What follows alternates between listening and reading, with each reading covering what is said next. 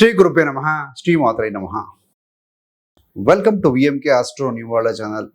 మేషరాశి.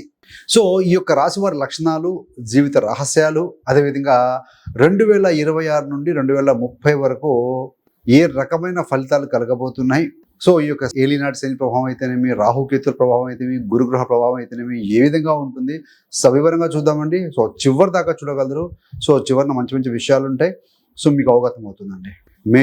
మేషరాశి అంటే కాల పురుష కుండలిలో అంటే సహజ చక్రం అంటాం. అది మొదటిగా మేషరాశితోనే మొదలవుతుంది. ఈ యొక్క మేషరాశికి అధిపతి గ్రహం ఎవరయ్యానంటే కుజుడు. అంటే మనం ఇంగ్లీష్లో మార్స్ అంటాం కదా, అంగారకుడు లేదా కుజుడు అంటూ ఉంటామండి. సో ఈయనే ఈ రాశికి అధిపతి. మేషరాశిలో అశ్విని 4 పాదాలు, భరణి 4 పాదాలు, కృతిక 1వ పాదం. సో మొత్తంగా 9 నక్షత్ర పాదాలు ఈ రాశిలో ఉంటాయి. అసలు ఈ యొక్క మేషరాశి అనేది ఒక చెర రాశి లాంటిది. అంటే ఎప్పుడు కూడా వీరు కదులుతూ ఉంటారు, యాక్టివ్గా ఉండే స్వభావం అని చెప్పవచ్చు. మరియు ఈ రాశి తత్వం ఏంటయ్యా అంటే అగ్నితత్వ రాశి. అందుకే ఈ యొక్క మేషరాశి వాళ్ళు ఏంటంటే సహజంగానే చాలా యాక్టివ్గా ఉంటారు, యాక్టివ్గా కనపడతారు, కాన్ఫిడెంట్గా ఉంటారు, ఇతరులకు వెంటనే హెల్ప్ చేసే వ్యక్తులని చెప్పవచ్చు అండి. సో ఇలాంటి సహాయ గుణం వీరికి కలిగి ఉంటుంది. కానీ అదే సమయంలో ఏంటంటే చాలాసార్లు వీరికి ఈ యొక్క అసహనము, త్వరగా కోపం రావటం ఇవన్నీ కూడా కనిపిస్తూ ఉంటాయి. అయినా కూడా వీరి లోపల ఉన్నటువంటి ఒక ఆత్మవిశ్వాసం ఏదైతే ఉంటుందో, సెల్ఫ్ కాన్ఫిడెన్స్, అది చాలా పెద్దదని చెప్పవచ్చండి. వీరు మేషరాశి వారు బాధ్యత నుండి ఎప్పుడు కూడా పారిపోరు. ఎంత కష్టం వచ్చినా నేనే చూసుకుంటా అని ముందుకు వచ్చే స్వభావం కలిగిన వారి యొక్క మేషరాశి వారు. కుజుడు ఒక సేనాధిపతి. ఎట్లా ఉంటారండి? ఒక సైన్యానికి ఆధిపత్యం వహించే వాళ్ళంటే ఫైరీ నేచరు ఉంటారు. సో అందుకే మేషరాశి వాళ్ళు ఏంటంటే తమ మీద ఎవరు వేరే వాళ్ళ ఆధిపత్యం చలాయించడం కావచ్చు, ఆదేశాలు చేయించడం, లేకుంటే డామినేట్ చేయడం అనేది అస్సలు ఇష్టం ఉండదు ఈ యొక్క మేషరాశి వారికి అని చెప్పాలి. ఎందుకంటే పోరాట పటిమ కలిగిన వాడు, డామినేటింగ్ నేచర్ కలిగి ఉన్న వాళ్ళు. ముఖ్యంగా ఏంటంటే ఈ యొక్క మేషరాశి వాళ్ళు వారి మనసులో అంతా ఏంటంటే చాలా స్ట్రైట్ ఫార్వర్డ్ నేచర్ కలిగిన వారు. అదేవిధంగా వారి హృదయం కూడా చాలా ప్యూర్గా ఉంటుంది, ట్రాన్స్పరెంట్గా ఉంటుంది అని చెప్పవచ్చు. కానీ వారి యొక్క ఈ నేరుగా మాట్లాడే స్టైల్నే చాలామంది ఏమనుకుంటారంటే వీరికి పెద్ద అహంకారం ఉంది, యాటిట్యూడ్గా ఉంది అని, యాటిట్యూడ్ కలిగి ఉందని తప్పుగా అర్థం చేసుకునే అవకాశం ఉంటుంది. అంటే పూర్తిగా చదవకుండానే చూడగానే అలా అనుకునే అవకాశం అనేది కాస్త కనపడుతుంది మేషరాశి వారిని మొదటిగా చూసిన వెంటనే ఎవరికైనా సరే. మరి మేషరాశి పుట్టినటువంటి యొక్క వారి ఒక కాస్మిక్ పర్పస్ ఏంటయ్యా అసలు అంటే, ముఖ్యంగా ఈ యొక్క జ్యోతిష దృష్టిలో కనుక చూస్తే మేషరాశిగా పుట్టిన వాళ్ళు ఎవరైతే ఉంటారో ఈ జన్మలో ఒంటరిగా పోరాటం నేర్చుకోవటానికే వచ్చారని భావించాలండి. వారు గుంపులుగా సహాయం కొరటం, గుంపులుగా కలిసి వెళ్ళడం అనేది పెద్దగా ఇష్టపడరు. ఒంటరిగానే వాళ్ళు పోరాటం నేర్చుకుంటారు. ఆ విధంగానే వారికి ప్రస్థానం ఉంటుంది.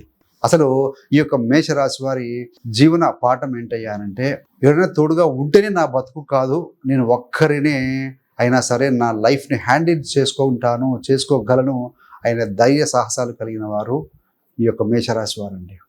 ఏదైనా సమస్యలు వచ్చినప్పుడు భయపడకుండా నేరుగా ఎదిరించటం, అదేవిధంగా గతించిన విషయాల యందు కూర్చొని పాస్ట్ గురించి ఎక్కువ ఆలోచించడం కాకుండా, భవిష్యత్తు గురించి అవసరానికి మించి టెన్షన్ పడకుండా ఇప్పుడున్న ఏవైతే కనుక ప్రస్తుత ఈ క్షణంలోనే జీవించడం, ఇవన్నీ కూడాను వారి యొక్క మేషరాశి వారి లక్షణాలండి. వారికి ఉన్నటువంటి యొక్క గుణగణాలు అని చెప్పవచ్చు. ఈ యొక్క మేషరాశి వారి ప్రేమ జీవితం, లవ్ లైఫ్, ప్రేమ సంబంధాలు మాత్రం చాలాసార్లు తీవ్రంగానే కొనసాగుతూ ఉంటాయండి. స్టేబుల్గా ఉండటం అనేది కాస్త కష్టం అని చెప్పాలి. దీనికి కారణం ఏంటయ్యానంటే మేషరాశికి అధిపతి కుజుడు, అదేవిధంగా ప్యూర్లీ ఒక ఫైరీ ప్లానెట్ అగ్నితో గ్రహం, అదేవిధంగా వీరి 5వ స్థానం అంటే ప్రేమ, రొమాన్స్. సో ఆ రాశికి ఆధిపత్యం వహించేది సూర్యుడు. ఈయన కూడా సో కుజ రవి మిత్రులే, కానీ ఈయన కూడా ఫైరీ ప్లానెటే. అంటే ప్రేమలో వీరికి భావోద్వేగాలు ఉంటాయి, యుగో ఉంటుంది, కోపం కలిగి ఉంటారు. సో ఇవన్నీ కలిపితే ఎగిసిపడే సంబంధాలు, గొడవలు, బ్రేకప్స్ వచ్చే ఛాన్సెస్ కూడా ఎక్కువ. కానీ సంతానంతో మాత్రం వీరికి చాలా అనుబంధం ఉంటుందండి. ముందు మిత్రగ్రహాలు కాబట్టి సంతానం మీద మక్కువ ఎక్కువ. మరి మేషరాశి వారికి ఎక్కువగా సరిపడే రాశులు అంటే కంపాటబుల్ రాశులు ఏమైనా ఉన్నాయంటే సైన్స్ అంటే, మేషరాశి వాళ్ళు జీవితాన్ని స్మూత్గా నడిపించుకోవాలంటే కొన్ని రాసుల వాళ్ళతో ఉంటే కనుక బాగా అడ్జస్ట్ అవుతారండి. ముఖ్యంగా ఏంటంటే ఈ యొక్క ఫ్రెండ్షిప్, జనరల్ రిలేషన్షిప్, మ్యారేజ్ వీటన్నిటికీ కూడా మేషరాశి వారికి బాగా సపోర్ట్ అయ్యే రాశులు ఏంటయ్యారంటే, ఒకటవది కర్కాటక రాశి, రెండవది సింహరాశి, మూడవది వృశ్చిక రాశి, నాలుగవది ధనుస్సు రాశి, ఐదవది మీన రాశి అంటే పైసిస్ అంటాం కదా. సో ఈ 5 రాశులు కూడా వారితో బాగా ఫ్రెండ్లీగా ఉంటారు. సో ఈ రాశుల వాళ్ళు మేషరాశి వాళ్ళ జీవితంలో కనుక వస్తే వీళ్ళకి ఎమోషనల్ సపోర్టు, ఒక నమ్మకం, ఒక బ్యాలెన్స్ అనేది ఇస్తారని చెప్పవచ్చు అండి. మరి మేషరాశి వారికి ముఖ్యమైన వయసు అనేది వీరికి చాలా అంటే ఇంపార్టెంట్ ఇన్ లైఫ్ అనేది 27 సంవత్సరాల నుంచి 30 సంవత్సరాల మధ్యలోనండి. మేషరాశి వాళ్ళ జీవితంలో 26 పూర్తయి 27లోకి అడుగుపెట్టినప్పుడు అప్పటి నుంచి మళ్ళీ 30 ఏళ్ల వరకు కూడా చాలా పెద్ద పెద్ద మార్పులు మొదలవుతాయి ఇన్ జనరల్. 27 సంవత్సరాల నుండి 28 వరకు క్రాస్ అయిన టైం అది. సో ఇలా చాలామంది మేషరాశి వాళ్ళకి టర్నింగ్ పాయింట్ అని చెప్పవచ్చు. అయితే ఆ మార్పులు ఏ విధంగా ఉంటాయా అన్నప్పుడు వారి వ్యక్తిత్వంలో పెద్ద పెద్ద మార్పులు రావటం, మెచ్యూరిటీ పెరుగుతుంది, ఆవేశం దూకుడు కంటే కూడా కొంచెం మెచ్యూరిటీ లెవెల్స్ పెరుగుతాయి. వారి యొక్క ఆరోగ్యం అయితేనేమి, ఇమ్యూనిటీ లెవెల్ అయితేనేమి ఇంప్రూవ్ అవ్వటం, ఫైనాన్షియల్గా గ్రోత్ బాగా ఉంటుంది, మంచి జాబ్ ఉంటుంది, మంచి ఇన్కమ్ సోర్స్ ఉంటుంది, ఆదాయ మార్గాలు ఉంటాయి, ప్రాపర్టీ కొనుగోలు కావచ్చు, ఇల్లు స్థలం లాంటి విషయాలు అయితేనేమి, కెరీర్ లెవెల్ మార్పులు ఉంటాయి, ప్రమోషన్, కొత్త పొజిషన్ లాంటివి కూడా ఈ సమయంలోనే కలిగే అవకాశాలు ఎక్కువ. ఈ వయసు వరకు చాలా స్ట్రగుల్ చేసినటువంటి మేషరాశి వాళ్ళు కూడా 28 నుంచి 30 సంవత్సరాల మధ్యలో జీవితంలో బాగా లిఫ్ట్ అయ్యే అవకాశం ఎక్కువగా ఉంటుందని చెప్పాలండి.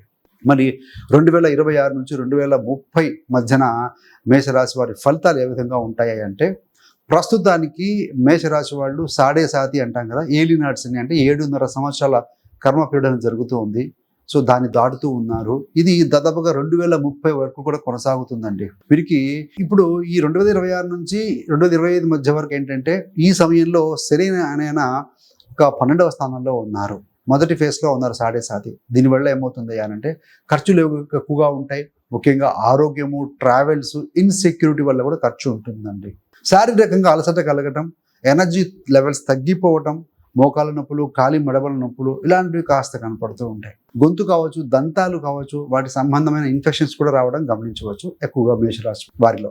సో ఈ యొక్క సమయంలో ముఖ్యమైన విషయం ఏంటయ్యానంటే, సరిగ్గా మూడు అంటే సరిగ్గా లేనప్పుడు, మీరు పాజిటివ్గా మంచి మూడ్లో లేనప్పుడు హఠాత్తుగా జాబ్ మార్చడం కానీ, పని వదిలేటం చేయకండి. నాకు బోర్ కొడుతుందనో, లేకుంటే ఒకేసారి రాష్ట్రము, దేశము, జాబ్, బిజినెస్ మార్చేస్తాను, ఇలాంటి నిర్ణయాలు తీసుకోకూడదు. 10th లార్డ్ ఇన్ 12th కాబట్టి నష్టాలు జరిగే అవకాశం ఉద్యోగపరంగా, వ్యాపారపరంగా కనపడుతూ ఉంది.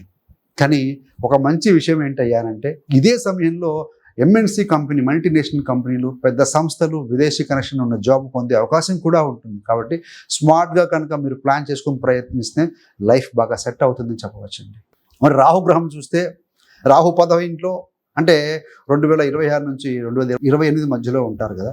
సో డిసెంబర్ 2026లో రాహువు డిసెంబర్ 5వ తారీఖు నుండి 10వ ఇంటికి మకరానికి వెళ్తారండి. సో మకర రాశిలో కూడా శని మిత్ర రాశి అవుతుంది. ఇది మేషరాశి వాళ్ళకి కెరీర్ బూస్టు, పేరు ప్రతిష్టలు, మరి పనిలో ఒక హైప్ ఇచ్చే అవకాశం కనబడుతుంది.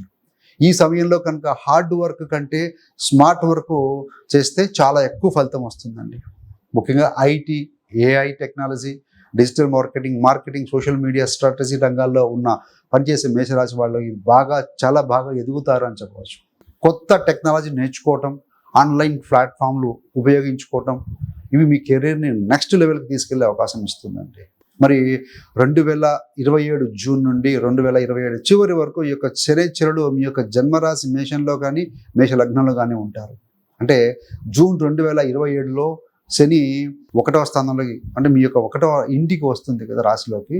మరి ఈ యొక్క జూన్ 2027 నుంచి నవంబర్ 2027 వరకు కూడా ఇది చాలా కీలకమైన సమయం అండి. కెరీర్లో పెద్ద మార్పులు, ఏదైనా ట్రాన్స్ఫర్, బదిలీలు, డిపార్ట్మెంట్ మార్పు కావచ్చు, కొత్త జాబ్ కావచ్చు, ఇవన్నీ కూడా ఈ సమయంలో జరిగే అవకాశాలు ఎక్కువగా కనబడుతున్నాయి గోచార ఫలితాల రీత్యా. అదేవిధంగా బాధ్యతలు పెరుగుతాయి, కొంచెం ఒత్తిడి, లైఫ్ సీరియస్గా మారిన ఫీలింగ్ ఉంటుందండి, మీకు అలా అనిపిస్తూ ఉంటుంది. ముఖ్యంగా ఏంటంటే, శనిచరుడు మీ యొక్క రాశి మీదకి వచ్చినట్టే కాబట్టి, చంద్రుడి మీదకి వచ్చినట్టే కాబట్టి, కొంచెం చంద్రుడు అంటే మనకారకుడు కదా, శని కర్మకారకుడు. శని ఓవర్ థింకింగ్, నిద్ర సమస్యలు, డిప్రెషన్ ఫీలింగ్, ఆందోళన కలిగిస్తాడండి. ఫ్యామిలీలో మాటలు లెంతీ ఉంటాయి. తల్లిదండ్రుల జీవిత భాగస్వాములతో కూడా కొంచెం మాట పట్టింపులు వచ్చే అవకాశం ఉంటుంది. సో ఇలాంటివి వచ్చే అవకాశం అందరికీ వస్తాయని కాదండి. కాబట్టి ఇక్కడ మీకు ఒక గోల్డెన్ రూల్ ఏంటంటే, ఏం జరిగినా ఓవర్గా రియాక్ట్ అవ్వకండి. సమస్య వచ్చినప్పుడే అన్నీ ముగిసిపోయినట్టుగా ఫీల్ కాకండి. ధైర్యంగా ప్లాన్తో సైలెంట్గా కనుక హ్యాండిల్ చేస్తే మీకు ఈ యొక్క శనీశ్వరుడు మీకు పెద్ద స్థాయి స్థిరమైన విజయాలు ఇవ్వగలుగుతాడండి. శని లేట్ చేస్తాడు కానీ డినై చేయడండి. మరి ఏప్రిల్ 2028 నుండి 2029 మధ్యన రాహు 9వ స్థానంలో ధనుస్సులోకి వెళ్తారు కదా. సో అంటే దీంతో ఏంటయ్యానంటే 9వ స్థానం అంటే ఏంటి, భాగ్యము అదృష్టము స్లోగా పనిచేసేలా మీకు ఫీలింగ్ ఇస్తూ ఉంటుందండి. కొన్నిసార్లు చిన్న చిన్న ప్రయాణ అడ్డంకులు, ఏదైనా జర్నీస్లో వీసా డిలే కావటం, ఎగ్జామ్స్ లేదా ఇంటర్వ్యూలో పోస్ట్పోన్మెంట్ అవ్వటం కనపడవచ్చు. అదేవిధంగా తండ్రి ఆరోగ్యం, తండ్రితో ఉన్న సంబంధ బాంధవ్యాలు కొంచెం టెన్షన్లోకి వెళ్ళే ఛాన్సెస్ ఉంటాయి. మరి కొంతమందికి తొడ, హిప్పు, నడుము, పాదాల సమస్యలు కూడా రావచ్చు అండి. ఈ సమయంలో వేగంగా నిర్ణయాలు తీసుకోకుండా ఒక స్టెప్ వెనక్కి తీసుకొని ప్లాన్ చేసి కనుక ముందుకు వెళ్ళటం అనేది చాలా మీకు ఒక పాజిటివ్ని ఇస్తుందని చెప్పాలి. మరి 2030 శని 2వ స్థానంలోకి వెళ్తారు. అంటే 7.5 చివరి ఫేజ్, ఏలినాటి శని చివరి ఫేసు కాబట్టి శనిశ్వరుడు వృషభ రాశిలోకి వెళ్తారు కదా. అయినప్పటికీ కూడా ఈ సమయంలో శని మీకు ధన కుటుంబ స్థానంలోకి ఉంటారు కాబట్టి 2వ స్థానం అంటే పొదుపు, కుటుంబ బాధ్యత, సేవింగ్ ఆఫ్ మనీ, పొదుపు విలువ, కుటుంబ బాధ్యత, డబ్బును ఎలా హ్యాండిల్ చేయాలో నేర్పిస్తుందండి అప్పుడు. సో మాటల విషయంలో జాగ్రత్త. శనిశ్వరుడు 2వ స్థానంలో ఉన్నప్పుడు ఒక మాటతో రిలేషన్ని కరిగిపోనివ్వకండి. అదేవిధంగా డబ్బు విషయంలో గ్రీడినెస్, లోభం కానీ, జూదము, రిస్కీ ఇన్వెస్ట్మెంట్ అనేవి మానాలి. సో ఈ 7.5 ఏలినాటి శని ముగిసే సమయంలో మీరు మునుపటి వ్యక్తి కాదండి, చాలా మెచ్యూర్గా బలమైన వ్యక్తిగా మాత్రం మారతారు. మౌళ్ళు అయిపోయి బాగా మెచ్యూర్డ్ అయిపోతారు ఈ యొక్క కష్ట నష్టాలు అనుభవంతో.